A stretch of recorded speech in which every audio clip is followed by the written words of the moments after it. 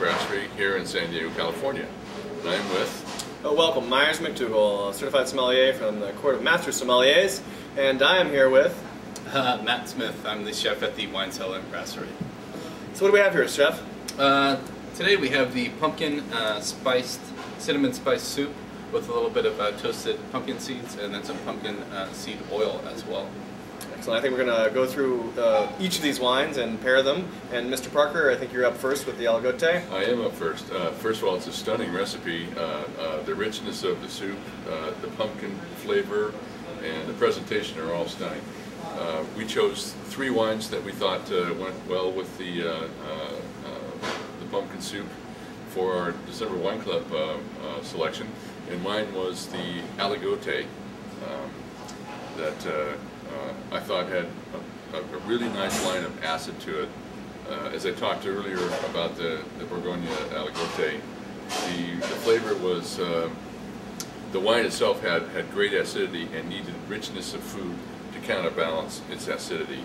And so my interpretation of why the Aligote goes so well with this wine is because the acid is high and the pumpkin soup is rich, and the acid and the richness of the soup balance each other perfectly well.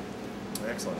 And I had the Graziano Torrontés, and you know, I always love Torrontés because they're fruit forward and they don't have as much acidity as the Aligote, but they still work well with pumpkin soup because the combination of flavors are at the same level. You've got the richness of the cinnamon with the chantilly cream and the accents of the cinnamon in the pumpkin soup, and with the Torrontés you have the wonderful accents of the fruit on the front palate. It finishes clean and crisp, the soup finishes clean and crisp with a little bit of accent on the back palate, and that's why I like the Torrontés. And Chef Smith, you've got the wonderful red wine to go with the soup. What do you? I decided to go with the Beaujolais. It's kind of a seasonal thing for me, where pumpkins are in season, so is the wine. I also enjoy it too because I think it goes well if you decided to only have 1 bottle of wine. It's a nice light red wine that can pair with future courses. And I also think that it's also very interesting that we all chose 3 different kinds of wine. That being that there is no precise, perfect way or perfect wine that matches food.